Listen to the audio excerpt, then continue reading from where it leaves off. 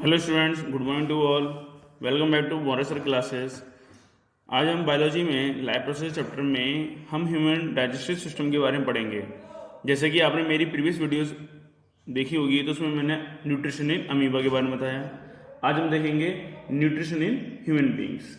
तो आपको पता ही होगा स्टूडेंट्स कि हम किस तरह न्यूट्रिशन करते हैं, होलोजोइक न्यूट्रिशन करते हैं। और आपको पता है कि होलोजोइक न्यूट्रिशन जो होता है वो 5 स्टेप्स में होता है: इंजेशन, डाइजेशन, एब्जॉर्प्शन, एसिमिलेशन और इजेशन। तो अब हम जैसे देखते हैं कि हमारी बॉडी कैसे इस तरह से यानी कि न्यूट्रिशन करती है ये। ठीक है, तो पहले पहले तो हम देखेंगे एलिमेंट्री कैनाल से शुरुआत होती है हमारे। जैसे कि ह्यूमन सिस्टम जो होता है वो माउथ से शुरुआत हो जाती है और माउथ से शुरुआत होकर के पूरा ये एनएस तक चलता है। और एनएस तक यानी कि जैसे अगर आप देखेंगे तो उसमें हमारी होती है एलिमेंट्री कैनाल। एलिमेंट्री कैनाल जो होती है वो करीबन 9 मीटर लॉन्ग होती है, कॉइल्ड शेप में होती है और जिसे हम फूड पाइप भी कहते हैं, इसे हम फूड ट्यूब भी कहते हैं। ठीक है, और ये पूरे एनएस तक जाती है। अब एलिमेंट्री कैनाल जब माउथ से लेकर के एनएस तक जाएगी तो वो उसके बीच में कौन कौन से यानी कि जगह पड़ेंगी। जैसे कि आपने देखा ना, आगरा से अगर दिल्ली तक जाएंगे तो रास्ते में कौन कौन से स्टेशन पड़ेंगे: मथुरा, फरीदाबाद, निजामुद्दीन, न्यू दिल्ली। इस तरह से सेम यहाँ पर भी वही है। तो माउथ एंड बकल कैविटी पड़ेगा, फेरिंग्स पड़ेगा, ईसोफेगस पड़ेगा। ईसोफेगस ऑल्सो कॉल्ड, हम ये से कहते हैं फूड पाइप भी कहते हैं इसे हम। ठीक है ना ये। और stomach, small intestine, large intestine. ठीक है, और इसके फिर स्मॉल इंटेस्टीन के भी पार्ट है और लार्ज इंटेस्टीन के भी पार्ट दे रखे हैं। ठीक है स्टूडेंट्स, तो हम वन बाय वन स्टार्ट करते हैं इंजेशन से। देखेंगे इंजेशन क्या होता है। Intake of the food by the mouth is called ingestion. तो हमने फूड यानी माउथ से लिया और इसमें हमारी 2 प्रोसेस होती हैं। हम जब भी फूड जब लेते हैं तो हमारे बॉडी के अंदर 2 तरह की प्रोसेस होती है। तो होती है केमिकल और एक होती है मैकेनिकल। मैकेनिकल प्रोसेस में जैसे अगर आप देखेंगे, मैकेनिकल प्रोसेस में जैसे आप देखेंगे कि मशीन का काम होता है, जबकि केमिकल प्रोसेस में केमिकल का काम होता है। तो हमारे मैकेनिकल प्रोसेस में मतलब जैसे कि हम जो फूड को हम काटते हैं टीथ के थ्रू। अगली वीडियोस में मैं आपको टीथ के बारे में भी बताऊंगा। ठीक है, तो जैसे कि आप मैकेनिकल प्रोसेस में जैसे मशीन से आप जैसे जो भी काम करते हैं वो मैकेनिकल में काम आता है। हमारे बॉडी के अंदर, हमारे माउथ में जो टंग है, टीथ है, ये मैकेनिकल काम करते हैं। केमिकल प्रोसेस में यानी कि ग्लैंड्स आ गई, वो सभी यानी कि क्या करेंगी, केमिकल रिलीज करेंगी। जैसे कि सिलेवरी एमाइलेज एंजाइम रिलीज कर दिया, तो वो सिलेवरी एमाइलेज से देखा होगा आपने लार जिसे हम कहते हैं, और वो लार यानी कि एंजाइम जो होता है सिलेवरी ग्लैंड के थ्रू जो रिलीज होता है, ठीक है, माउथ के अंदर होता है और वो बकल कैविटी में आ जाता है हमारा ये। ठीक है, तो यहीं पर ये बकल कैविटी जिस तरह की ये होती है।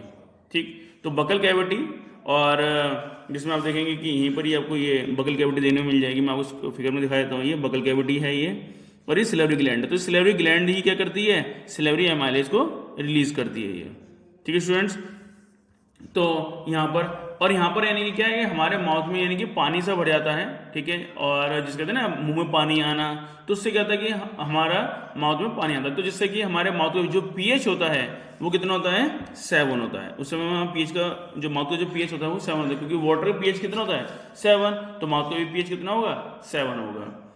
ठीक है, तो इस समय यानी कि क्या है कि हमारा जो फूड होगा, जो रोटी हमने जो खाई है, उसमें क्या हो जाएगी, लार से लिपट जाएगी और वो देखना एकदम कैसे हो जाएगा, राउंडेड शेप में हो जाएगा, जिसे हम बोलते हैं बोलस कहते हैं। इसे हम क्या बोलेंगे, यहाँ पे हम बोलस कहेंगे। ठीक है, अब ये बोलस जो होता है, यहाँ पर ये हो गया आपकी इंजेक्शन प्रोसेस अभी चल ही रही है, अभी इंजेक्शन प्रोसेस चल रही है। अभी क्या होगा कि आपका ये जो फूड है अब ये पहुंच जाएगा आपके किसमें, अब फूड पाइप में जाना शुरू हो जाएगा, जिसे हम बोलेंगे ईसोफेगस यानी कि फेरिंग्स में जाएगा। ठीक है ना, ये तो आपका यानी कि फेरिंग्स में जाएगा। तो फेरिंग्स जो होता है आपका, ये फनल शेप्ड में होता है ये। ठीक है, फनल शेप्ड में होता है, और जैसे कि आपको मैं दिखा सकता हूँ यहाँ पे ये फेरिंग्स यहाँ पर ही दे रखा है ये। ठीक है, और ठीक, तो यहाँ पर जैसे कि ये फेरिंग्स में जाता है इसके बाद तो फेरिंग्स में, और यहीं पर ही हमारी क्या होती है, आगे की तरफ जो फूड पाइप जो होता है ना, वो विंड पाइप जस्ट पीछे प्रेजेंट होता है। जो फूड पाइप जो होता है वो विंड पाइप जस्ट पीछे प्रेजेंट होता है। तो जैसे यहाँ पर यानी कि क्या है कि हमारे माउथ और नाक जो दोनों यानी कि खुले रहते हैं। ठीक है, माउथ एंड नोज आपकी जो दोनों ओपन होती हैं, वो माउथ में भी और विंड पाइप में भी होती है, क्योंकि हम माउथ से भी और माउथ से भी और नोज से भी, दोनों से ही हम क्या ले लेते हैं, एयर ले लेते हैं। तो जैसे देखेंगे कि अब होता क्या है कि यहाँ पर ऐसे विंड पाइप भी लगा रहता है, यहाँ पर इस तरह से ये विंड पाइप, जैसे कि आगे आपको मैं रेस्पिरेटरी सिस्टम पढ़ाऊंगा तो उसमें बताऊंगा भी। तो यहाँ पर जैसे देखेंगे कि यहाँ पर इस तरह से क्या प्रेजेंट है कि आपका विंड पाइप प्रेजेंट है। तो विंड पाइप में फूड ना जा करके, फूड किस में जाए कि हमारा फूड पाइप में ही जाए, तो इसलिए क्या होता है यहाँ पर ढक्कन होता है जिसे हम बोलते हैं एपिग्लॉटिस कहते हैं। ये ढक्कन होता है, लिड जिसे हम कहते हैं, उसे हम बोलते हैं एपिग्लॉटिस, ठीक है ना। ये तो ये ढक्कन होता है इसके अंदर, जिससे कि क्या होता है कि वो खाना खाते वक्त में यानी कि वो ढक्कन किसके ऊपर, विंड पाइप के ऊपर लग जाता है। जैसे देखा होगा आपने कभी कभी यानी कि आपको ठसका लग जाता है तो फूड ना में, ठीक है, तो वो आपको बाहर है, तो इस तरह से नहीं कि ये होता है। तो ये से बोलते हैं बैकफ्लो स्फिंक्टर भी कहा जाता है ये। तो फूड इस तरह से नहीं क्या है कि हमारा कहाँ पहुंच जाता है अब फेरिंग्स में, और फेरिंग्स में आने के बाद हमारे कहाँ पहुंच जाता है, ईसोफेगस में आ जाता है।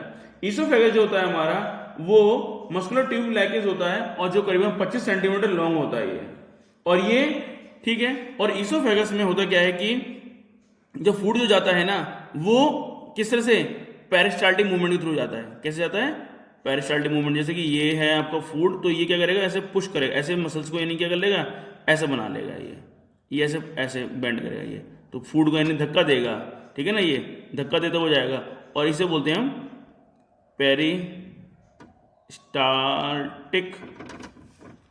मूवमेंट, ठीक है। और यहाँ करीबन फूड की जो स्पीड होती है वो 2 मीटर पर सेकंड होती है जाने की, ठीक है स्टूडेंट्स। इसके बाद फूड जो पेरिस्टाल्टिक मूवमेंट करता हुआ पहुंच गया स्टमक में, यानी कि फेरिंग्स हो गया, ईसोफेगस हो गया, अब फूड आ गया हमारा स्टमक में आ गया। स्टमक में जैसे यानी कि फूड पहुंच जाएगा, स्टमक का जो होता है ये जे शेप्ड ऑर्गन होता है, ये जे शेप्ड ऑर्गन होता है स्टमक आपका, ठीक है स्टूडेंट्स, ठीक है। ये जे शेप्ड ऑर्गन होता है और मस्कुलर बैग लाइक स्ट्रक्चर होता है ये, और ये हमारे डायफ्राम के जस्ट नीचे प्रेजेंट होता है ये, ठीक है। इसमें यानी कि क्या है कि कुछ जो इसमें, ठीक है, तो स्टमक में हमारे यानी क्या है कि बॉडी की जो वॉल होती है, जो स्टमक की जो वॉल होती है वो उस पे म्यूकस की लेयर जमी हुई होती है, ठीक है। और जिससे कि क्या नाम है कि ये जो फूड जो होता है, जैसे कि हमारे स्टमक में अब जब एसिड रिलीज होगा, क्योंकि अब ये यहाँ पर अभी इंजेक्शन चल रहा था, इंजेक्शन प्रोसेस चल रही थी अभी तो यहाँ पर, ठीक है। अब इसके बाद जब एसिड रिलीज होना शुरू होगा और फूड का डाइजेशन होगा, तब जाकर के हमारी डाइजेशन प्रोसेस शुरू हो जाएगी।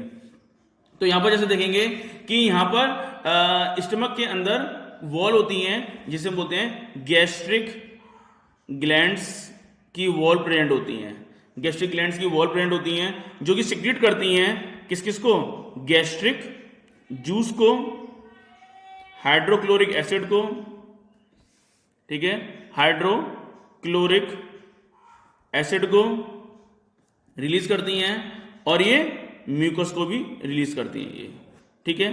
तो ये म्यूकस को भी रिलीज करती हैं। तो अब ये क्या होता है कि जैसे हमारी बॉडी के अंदर कुछ मतलब जो अब फूड पहुंच गया, तो वहां पर क्या होगा कि अब फूड को डाइजेस्ट करने के लिए ये HCl रिलीज होगा, गैस्ट्रिक जूसेस रिलीज होंगे, ठीक है। ये तो ये कुछ ग्लैंड से थ्रू रिलीज होता है ये, और इसमें हेल्प भी करते हैं ये, ठीक है। और म्यूकस का काम जो होता है कि HCl जो होता है कि वो pH इसका जो होता है हमारे स्टमक का वो करीबन 1 होता है, 1, तो यानी कि काफी हाईली एसिडिक हो जाता है स्टमक। तो एसिडिक होने की वजह से म्यूकस जो होता है वो क्या करता है, इसको प्रिवेंट करने का काम करता है, किससे, एसिड से, जिससे कि नमक की जो वॉल होती है वो डैमेज ना हो जाए, ठीक है ना, वो डैमेज ना हो जाए। और इसकी वजह से कि काफी ज्यादा ये जो pH हैवी होने की वजह से, ठीक है, तो वहां पर हमारे स्टमक में यानी क्या है, जलन सी भी मचती है, और इससे यानी क्या है कि एसिड से जो हमारे फूड के अंदर जो बैक्टीरिया होते हैं वो भी क्या होते हैं, इजीली से मर जाते हैं, ठीक है। कुछ इसके अलावा शुगर है, अल्कोहल होता है, ड्रग्स वगैरह होती है, वो सब यानी क्या है कि एब्जॉर्ब कर ली जाती हैं स्टमक वॉल के द्वारा, एब्जॉर्ब कर ली जाती हैं। तो pH का भी यानी 1 हो जाता है। तो अगर आपने जैसे कि क्या है, आपने स्पाइसी फूड खा लिया और आपने स्पाइसी फूड खा लिया और आपकी बॉडी से भी एसिड रिलीज हो रहा है, तो क्या होगा, आपके पेट में जलन होना शुरू हो जाएगी, ठीक है। इस तरह से ये, ठीक है। तो यहाँ पर यानी कि देखिए स्टूडेंट्स, तो ये आपका यानी कि यहाँ पर ये आपका फूड यहाँ पर यानी कि क्या पुश करता हुआ और यहाँ पर ये आ गया स्टमक में, ठीक है। अब स्टमक के बाद अब आपका फूड कहाँ पर जाएगा, यहाँ पर ये पीएच कितना था यहाँ पर इसका 1, ठीक है। अब यहाँ पर ये किस में आ जाएगा, स्मॉल इंटेस्टाइन में आ जाएगा। स्मॉल इंटेस्टाइन जो होती है करीबन 6 से 6.5 मीटर लॉन्ग होती है और ये करीबन 20 फीट की होती है ये, ठीक है। और ये 2.5 सेंटीमीटर यानी क्या होती है, 6 से 6.5 मीटर लॉन्ग होती है ये, और इसका जो डायमीटर होता है वो 2.5 सेंटीमीटर करीबन होता है, 2.5 सेंटीमीटर करीबन होता है ये। और ये 3 पार्ट में डिवाइडेड रहती है। कौन कौन से पार्ट में, ड्यूडेनम, जेजुनम और इलियम में डिवाइड रहती है ये। ड्यूडेनम जो होता है सबसे पहला वाला पार्ट होता है, उसके बाद जेजुनम होता है, उसके बाद इलियम होता है। ड्यूडेनम जो होता है वो सी शेप्ड का होता है ये, इसका जो सी शेप्ड में होता है ये, ठीक है ना। ये देखिए ये स्टूडेंट्स मैं उसमें दिखाता हूँ, ये है स्मॉल इंटेस्टाइन, ठीक है। इसे स्मॉल इंटेस्टाइन क्यों कहते हैं, क्योंकि ये देखने में छोटी लगती है इसलिए इसे स्मॉल इंटेस्टाइन कहते हैं, लेकिन होती ये सबसे बड़ी है, ठीक है। और ये होती है लार्ज इंटेस्टाइन, ठीक है। तो ये क्या है कि 2.5 सेंटीमीटर यानी कि क्या इसका डायमीटर होता है, और ठीक है सॉरी इसका स्मॉल इंटेस्टाइन का 2.5 सेंटीमीटर डायमीटर होता है। तो ड्यूडेनम में जैसे मैं बता रहा था आपको, तो ये ड्यूडेनम जो होती है 25 सेंटीमीटर लॉन्ग होती है, 25 सेंटीमीटर लॉन्ग होती है, यानी कि आपके 6 मीटर में 25 सेंटीमीटर का इसका एरिया हो जाता है ये, ठीक है, इसकी लेंथ हो जाती है।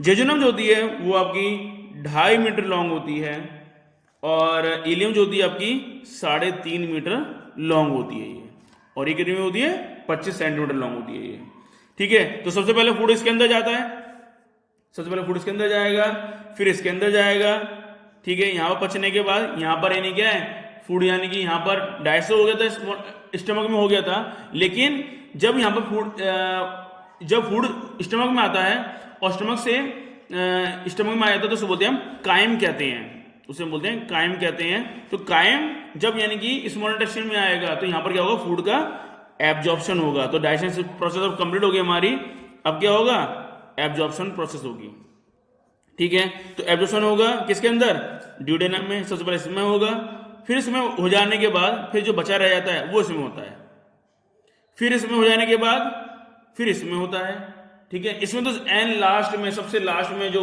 बचता है वो इसमें होता है ये।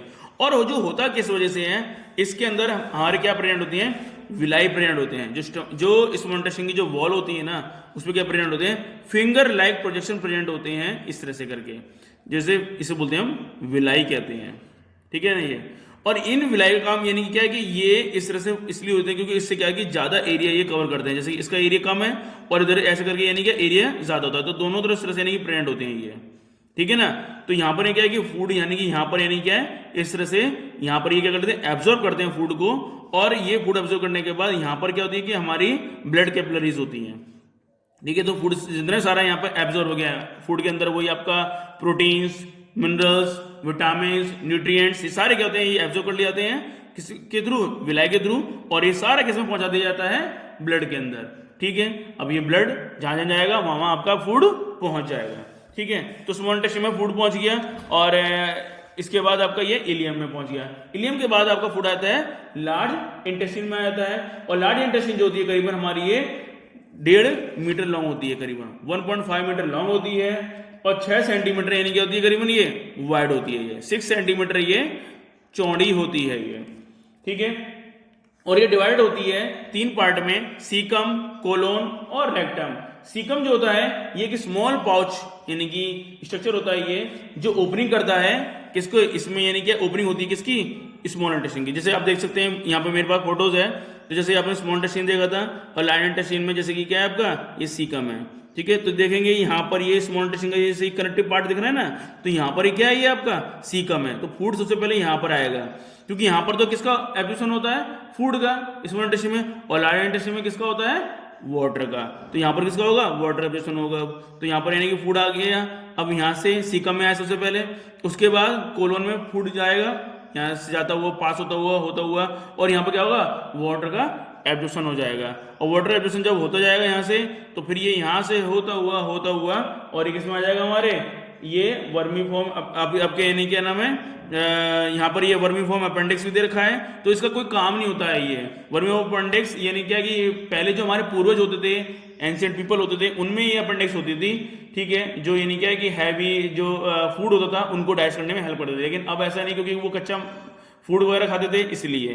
अब हम पका वो खाते थे इसलिए मान लीजिए कोई ये है नहीं है, कुछ का यूज नहीं है, इट्स अ ये वेस्टिजियल ऑर्गन, ठीक है। तो ये यहाँ से होता हुआ और ये रेक्टम में आगे क्या होता है, फूड स्टोर हो जाता है, और फूड यहाँ पर यानी कि, ठीक है, और यहाँ पे फूड स्टोर होने के बाद और रेक्टम में हो जाएगा। रेक्टम जो होता है ये करीबन 15 सेंटीमीटर, ठीक है, ये लॉन्ग टर्मिनल होती है, और जिसकी ओपनिंग होती है यानी जो खुलता है एग्जिट एनएस के अंदर जाकर के ये, ठीक है, और एनएस के थ्रू यानी कि जितना भी एक्सक्रीट होता है हमारी बॉडी से वो सारा बाहर निकल जाता है, ठीक है स्टूडेंट। अब मैंने इसमें कुछ हमारे ग्लैंड्स के बारे में वो आप अगली वीडियोस में देखेंगे।